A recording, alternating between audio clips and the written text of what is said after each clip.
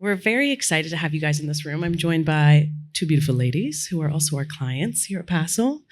Julie Chodas, of course. I'll flick over to the little intro slide. And Annie Westover. Very good friends, good colleagues, I would say. Do you guys want to do little introductions for yourself, and then I'll talk about the session? Does that sound good? I love it. It's so great to see so many fun, friendly faces in here. It's just thanks for having us and for being a big warm hug to talk about the pain of rebranding. I'm Julie Chodas. I'm with Axinn, Veltrap, and Harkwriter, and we hope it's a fun session and you do lots of shouting out and ask questions. And I think Phil's here to heckle me. Yep, Phil's here to heckle me. So all good. Great to see you. And I'm Annie Westover. I'm the Chief Operating Officer at Axinn. And I also see a few friendly faces, but I don't have an official heckler. So if anybody wants to take that role, that's fine. Brilliant. Okay, so going back to what we're talking about today. So we're talking about brand journey. As you guys may know, Axinn went through a beautiful brand refresh. Gorgeous, gorgeous. And I think Julie and Annie have done a really good job at aligning it with the firm's strategy, right? Like, what does a brand refresh look like when it comes to strategic growth? So I think we've got a lot of things to share with you guys. And the key takeaways for today are really going to be aligning your firm strategy with that rebrand, wins, takeaways. There's a couple of stories that we've talked about that are really funny. I think you guys will enjoy. And then how we kind of got started. So I'm going to flick over very quickly to this. Beautiful. Coral. We love it. Julie, why don't you kick us off, and Annie, feel free to add in. How did we get to this? Oh gosh, it was actually a relatively quick journey, but when I joined the firm and met Annie and our managing partner at the time, maybe it's a little loud, managing partner at the time, they identified brand as an issue. And because our firm is not enormous, I was able to get out there and meet with all of the partners as soon as I joined and get their opinion on what that meant. And everyone pretty much aligned on, we do great work. We're highly valued by our blue chip clients, but not everybody knows us. And can you do something about that? So it was a nice place to start, mostly because they had all identified a problem to solve. And many times in my career, I've been excited by solving things that maybe practitioners did not perceive to be a problem. So this was nice because I thought I knew how to solve this, and then we kind of moved on from there. But I'll pause there for more questions. And I'll just jump in and say, when we went through the interviewing process for you, for your role, I think Julie really stood out because, it's great to have the law firm experience. So you're coming in the door and not having to learn how to work in a law firm environment, which I think everybody in this room knows is different. So Julie came to the table with that experience, but she also had significant experience outside of the law firm world. And one of our partners in particular was very intrigued by Julie's background at BDO. And because we knew we wanted to go through this rebrand process, and he actually, those who know BDO, he knew that ad campaign. And when he realized that Julie was the brainchild behind that, I think that, for a lot of people, that really kind of sealed the deal. So coming in with that experience of having run a great ad campaign for a professional services firm, but also having the big law experience that we look for in our professional services team, it was great that you were able to bring that to the table. And I think it also was, really helped us kick things off very quickly after you joined the firm, because it was a very quick process. Yeah, it was fast. When we talked yesterday, there was a lot of chat about earning time back, which we can talk to when we get to that key process slide. But one thing I also wanted to mention, you brought this up, was aligning the brand with core values, which are kind of listed here. Julie, do you want to talk about how you guys came to these 4 core values? Sure.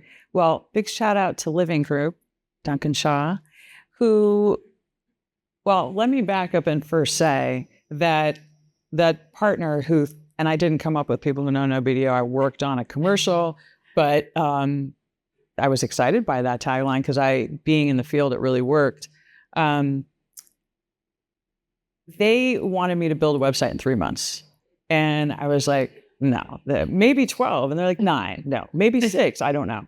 So Always a negotiation. it was a complete negotiation. And I was just trying to bring him along a little bit. And we ended up actually first launching Passle. And it's not an infomercial for Passle, but the key behind that was start with substantive content. And the firm didn't have resources or channels to market at the time that made the partners feel like this was an easy thing to do.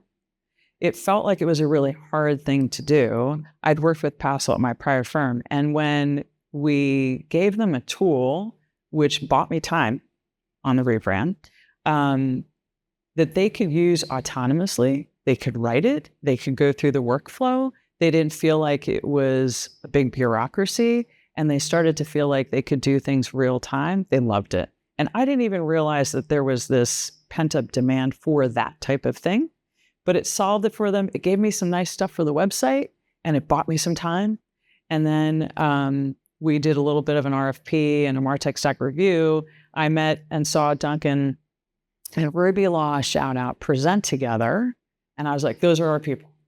And they thought I was a little nuts, but they ended up agreeing to work with us. And through that process, we did what I kind of grew up in consulting doing, which is you start with discovery. You start with the client perspective and you start with your people perspective. And it was through the perspective of our people who we interviewed probably 30 people across our firm, which was quite a big group. And we interviewed our clients, and Living Group helped us put together a framework where we were able to articulate those values in a way that felt authentic to Axinn. Annie, do you have anything you want to say? Yeah, I'll just add, I mean, the 4 words that we came up with, or I should say Living Group came up with, and, working with us, it was kind of funny the way that it came about, because I think you guys started coming up with some of these words and then realized there was this theme that tied back to our name. It was not starting with, let's play off the IN. It just kind of came out that way. And it was fun to see, to see this revealed to the partners and see it revealed to the firm. We had, brought so many stakeholders into this process from all levels. And I think that was important. It wasn't just partners. It was partners, associates, business professionals across the firm were involved in this. And they felt like they had been heard in this process. And I think part of why this felt so successful is that everybody who looked at this just like, that's it. That's who we are.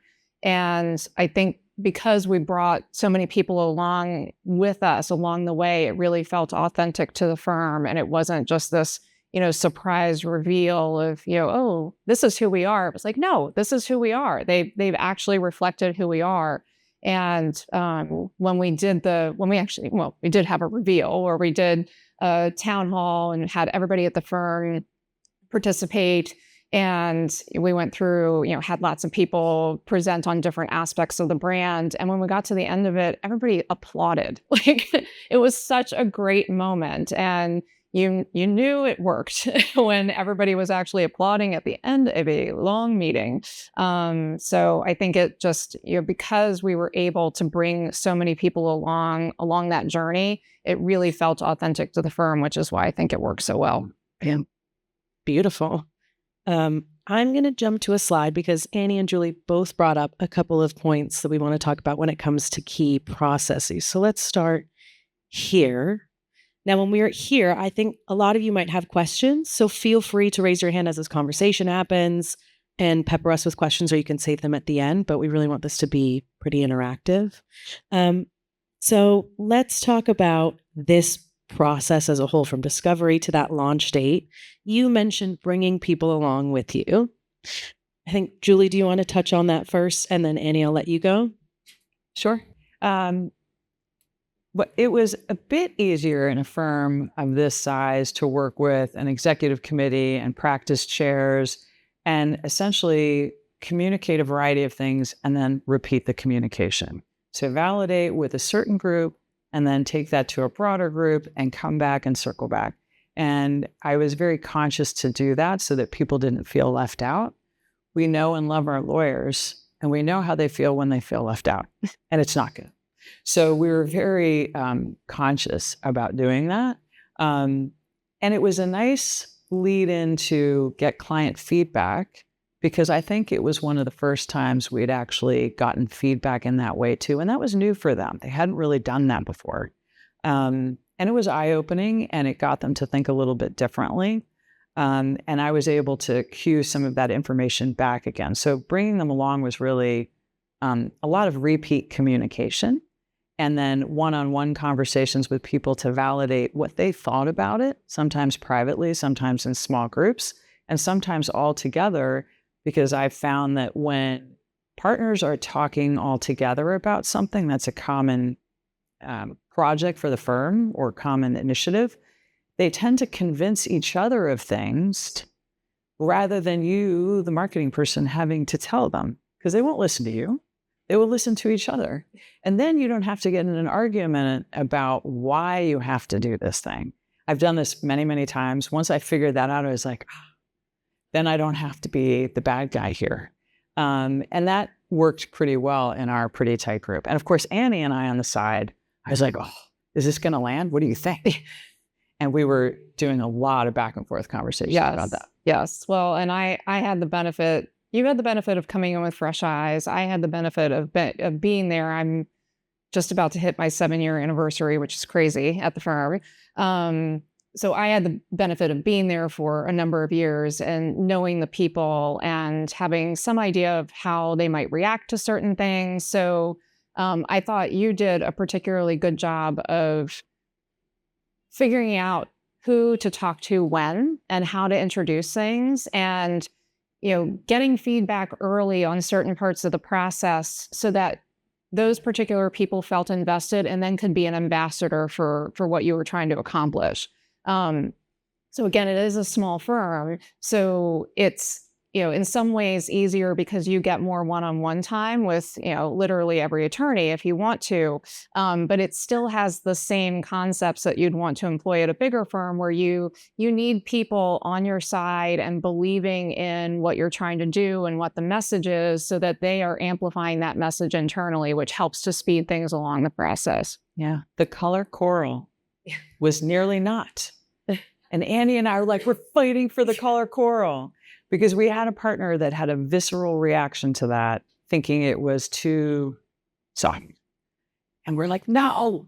So ironically, one of the younger partners, who's not in a leadership position, loved this. He's Southern. He's like, it's beautiful. Don't let it get ruined. And I was like, really? Okay. And this other partner, we needed to get out of a deposition. I'm like, I think we're going to go in a different direction. He's like, no, I'm going to go find him for you. I'm going to bring him back, and we're going to make it go happen. I was like, I love you. Godspeed. He got that partner out of a deposition. We were able to represent it and sort of reframe it with a lot of help from Duncan.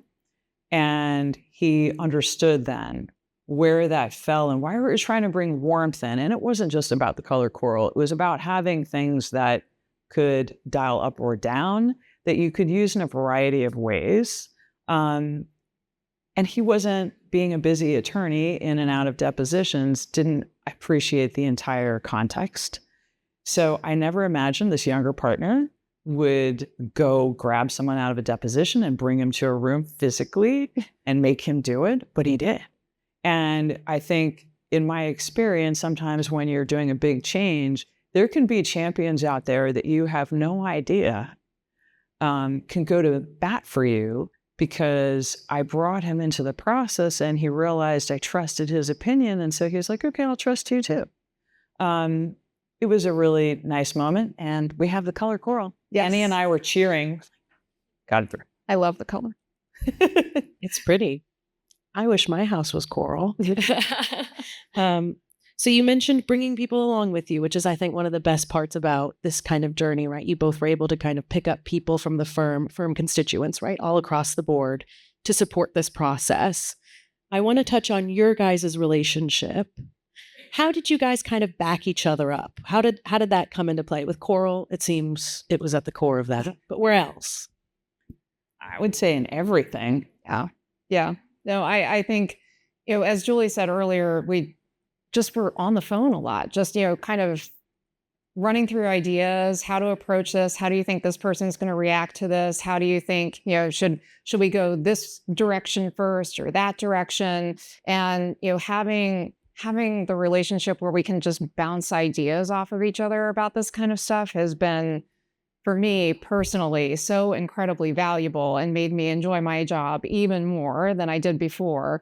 But I think it again, just allows you to kind of pressure test how things might go and how people might react and maybe make some changes. But I also appreciated that Julie kept me so in the loop on everything, because people were coming to me behind the scenes, what do you think of this? And what do you think we should do? And like, what Julie said.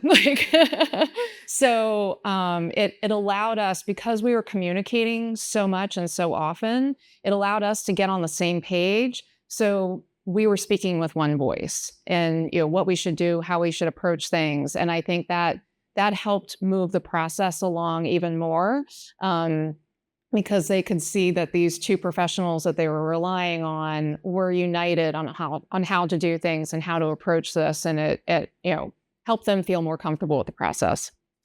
Totally. And I think like all the business development training I've ever tried to deliver to professionals, accountants, or lawyers, right? I think when you're presenting or you're in a meeting and people don't get along in the meeting, which is usually the case with lawyers, it gives the wrong impression to the client that, well, is this how they work? Am I going to have to shore this up? And I think we have a small leadership team. The fact that we are working so seamlessly, I think the partners and executive committee can say, oh, well, whatever it is, they'll figure it out, instead of worrying about, whatever friction there might be. And I think as a change management tool, whenever I've come into a situation, I think, are these people that you can work with collaboratively? And it's even better when you don't think about things the same way. I'm not the T crosser I daughter. And thank God for that, because I'm like, let's go do this. And he's like, well, and it was a very good yin yang, I think, on a lot of different things, to see things the other person doesn't necessarily orient to. And I think for our leadership and for our attorneys, they saw that and thought, this is a really nice melding of a firm that isn't really big enough to not be rowing their oars together. Yeah. I might cross my T's and dot my I's, but I cannot compete with the calming, dulcet tones of Julie when she's like in her I think part of what makes you so successful is that you're such a calming presence, and I think you project a lot of confidence in what you're doing and what you're recommending, and I think that's also very helpful. That's very kind. It's very helpful to me too. She makes me feel better. Faking it all the time. That's fine. Internalizing. Yes. You mentioned bigger. The word bigger strikes a lot of people maybe in this room that may be at bigger firms. So you guys have the benefit of showing up together a lot to a small leadership team, and saying, hey, this is kind of what we've agreed on. You both have experience at firms of different sizes. Talk a little bit about scalability. How does this look like when it comes to implementing a rebrand with a strategic perspective on a much bigger scale? Yeah. Annie, you want to talk about? Yeah. I mean, we both came from much bigger firms. I think, as I mentioned earlier, I think there are definite benefits of being able to actually sit down and talk with every one of the stakeholders. But I think the scalable part of that is making sure that you're getting those ambassadors on board with you. Because even if it's 500 partners versus 35 partners, if you've got the right people who understand your message, understand where you're trying to go, and you're involving them and asking them to help you and get this message out, help to get this process going, they feel so much more invested in it. And if they feel invested, they're getting other people to feel invested. So I think, it probably is, well, not probably, it's more difficult, I would say, to get everybody on the same page at a larger firm. But in some ways, it can be more difficult at a smaller firm because all of those partners feel like it's small enough that they should have their voice heard. So you still have to go through that same process of getting those ambassadors, because you can't meet with somebody every single minute of every single day to try to get all those messages out. You need to rely on people behind the scenes having those side conversations to get people invested, or it's not going to work. Great. And I'd mostly been in very large, like BDO was many, many thousands at the time that I was there, and probably much, much bigger today. And Freshfield's obviously huge. I think it's the same concepts, and just leveraging people in strategic positions in a more scalable way than you would in a smaller firm, and thinking about the kind of communication that would achieve that, and what are the channels in those larger firms to get both these sort of more authentic, like in the office seeing people type of communication balanced with some of the broader communications around the firm, putting those plans into motion. It's maybe more important to figure out who your champions and resistors are, and by department, and probably more important to align with other departments. And I felt like at Freshfields, there were a lot of things that we did well in that regard too, just finding those strong relationships and finding the bright spots of leaders and champions around. Ironically, Freshfields, Axinn launched their brand on the same day last year. I got an email at 7 a.m. from our managing partner saying, this is interesting. And I was like, are you kidding me? How could that have happened? It was like a David and Goliath moment. And I will leave you all to judge which one was better. Yeah. I'll just say I have my strong leaning. But I think it's more a matter of scale. Yeah, that's very fair. And you mentioned that launch day, so I think we can go through to launch and promotion. So Coral made it. Freshfields launched the same day. What was another kind of expect the unexpected? We had a couple of these stories, which I really got a kick out of them. I think, Annie, you have one that was really funny. So, well, that was from a previous firm, but it was pretty funny. So yes, expect the unexpected. The CMO I was working with at the time, she actually just retired. She was amazing. But she was a T crosser and I dotter. She had everything worked out.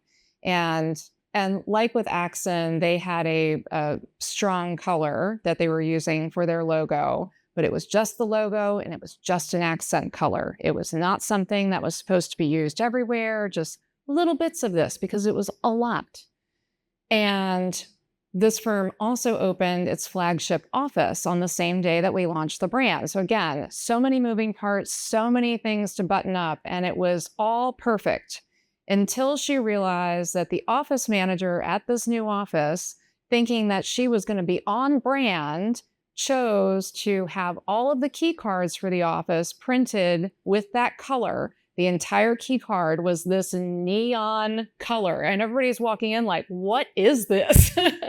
And she was like, how was I going to think about this? I thought about everything else, and then I walk in and I have a neon key card with somebody's face in the middle of it, and everybody's like, what is happening? So that was the one thing that they had to go back and change with that brand. They had to reprint all of the key cards. So I think, and we had kind of a funny story too, but I think the lesson is that no matter how much you plan, something's going to get messed up, something's going to go wrong, and just be prepared for it and you will get past it. But it was a funny moment for her. And something always does, and I know this, but I totally forgot. So of course, when we launched the brand, I went to Chicago because the wonderful Deb Ruffins was hosting a group of CMOs in Chicago at Perkins. And I was like, I'm going to go. So I went and I started getting all of these emails and calls from partners about our email signature and how the design of the email signature was messed up. And I was like, what? And I got there and I was all irritated.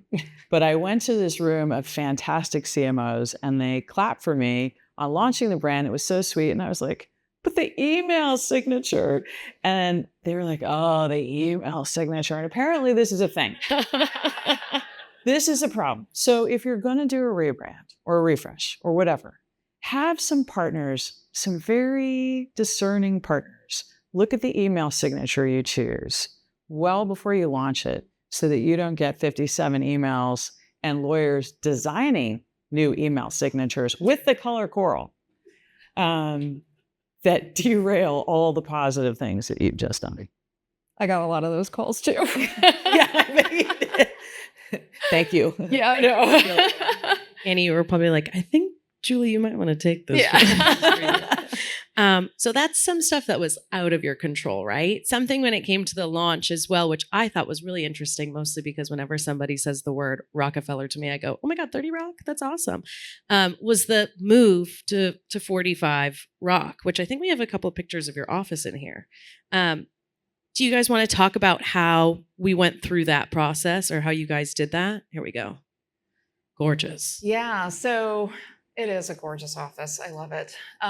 So, it just happened that we were doing the brand pretty close to when we were moving offices. And we'd been in our old office for, I think, 15 plus years. It had been a long time. And you're nodding your head back there, Duncan. You were in that office. It was dated. We'll just leave it there. It was dated. So it was not a space that we were particularly comfortable bringing people into and showing off. It was okay. Let's hustle into the conference room here quickly. And it was beautiful when it opened, but it was dated. So we really wanted to. We didn't want to just refresh. We really wanted to think about what are we looking for in a new space. And we wanted a space that we were, it could be very welcoming. We could bring clients into our people could feel a lot more comfortable in it. It was a more collaborative, more agile space. We were on 2 floors before. Again, we're a smaller firm. We were on 2 floors and I don't know what was going on with that building, but half the offices, you had to walk in and go around a corner to see if anybody was there. It was just crazy. It was not an office that you ever felt like anyone was actually there because you couldn't see anyone. So we thought about that. We thought about, how our practices had changed, the way we work had changed, and really how the firm has grown and evolved into a very sophisticated firm doing very sophisticated work for our clients. But also one of the things that came out of the rebrand is we're seriously friendly. We're serious about our work, but we're also seriously friendly. So we wanted to project that we're serious about our work. We're serious about doing amazing work for our clients, but we also are open and friendly and collaborative. So we went into that and used a lot of the findings out of the brand process to really inform what these spaces looked like. And I mean, you can see this collaboration space that I've been working out of the office the last couple of days. It's really used. There are people in there. They're talking. They're working at these workstations. The cafe is always full of people.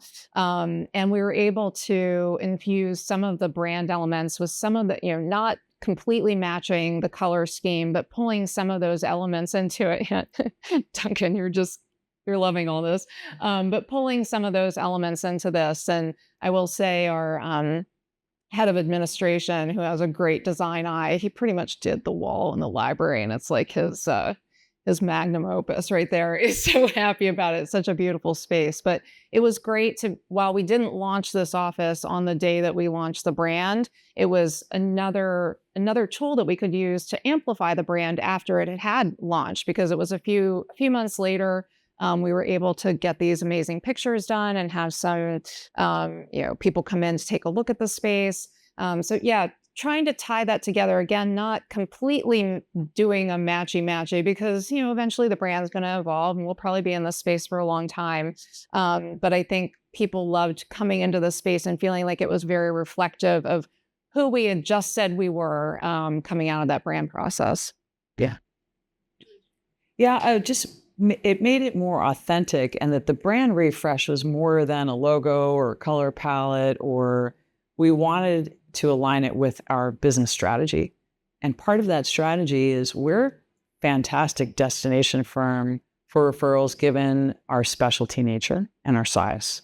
And in order to be seen in that manner, you have to think about more than just the website and all those other tools. But when people come into the office and what is that experience and what is the impression or image of Axinn overall, we felt like this should all be tied together. And we were fortunate that those projects came together around the same time. Yeah.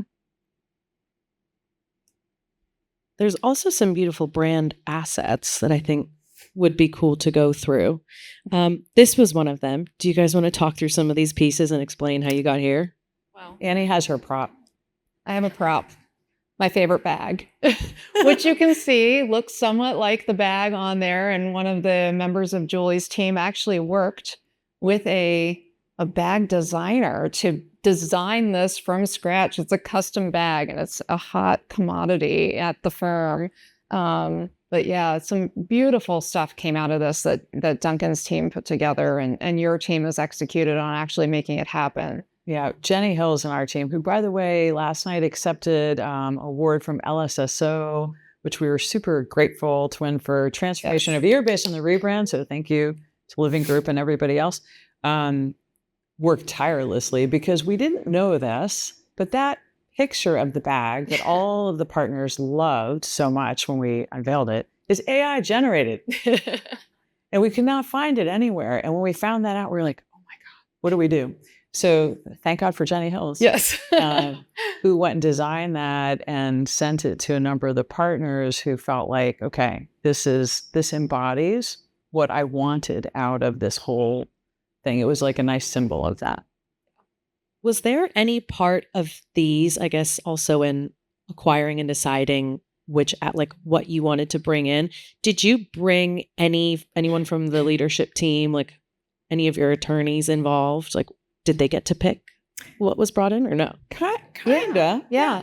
Yeah, I think the original, so on launch day, everybody came into the office to find a great like brand pack on their desk that included this custom box with the avatar on it and this really great pattern. And you open it up and you've got a nice notebook and a travel mug thing that I use almost every day and a lot of people in the office do.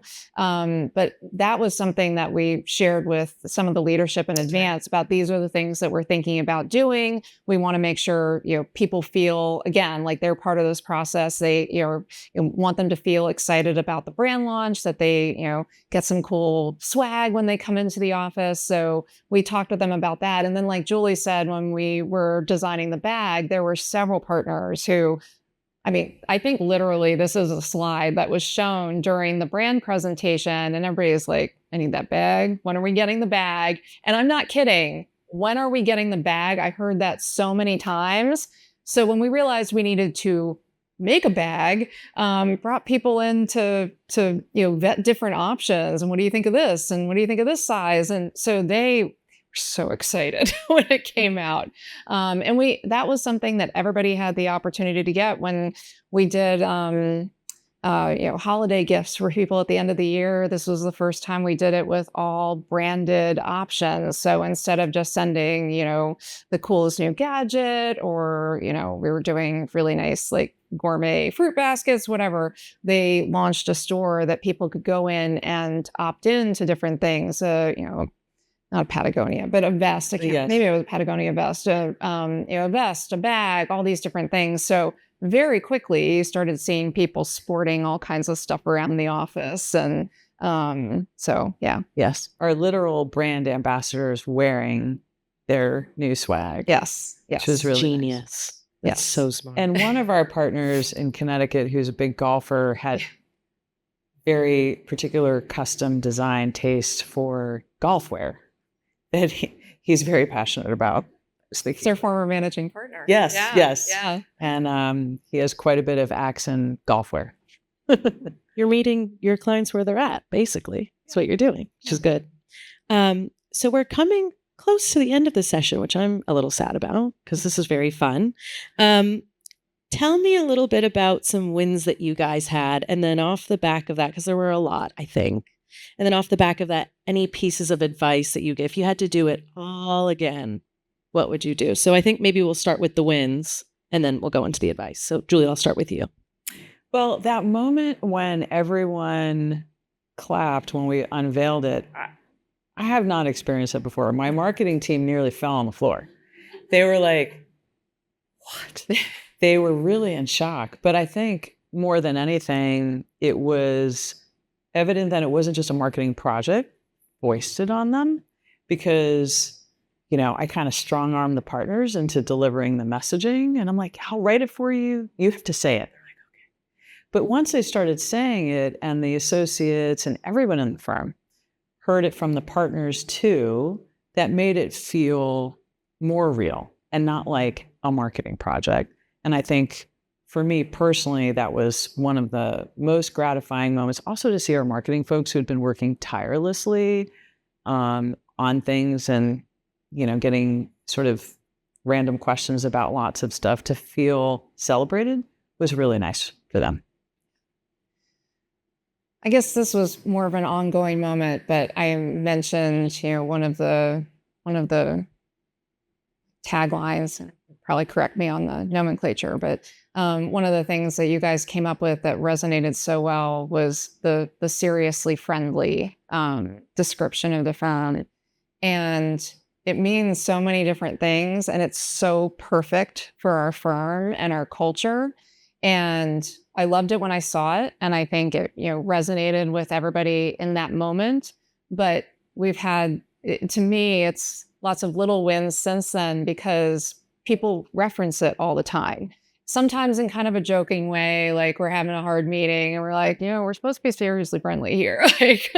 But also we refer back to that. Like, that's who we are. We're, again, like I said before, we're here to do great work for our clients. We're here to support each other and in the work that we're doing. And on the business professional side, we're here to support that work.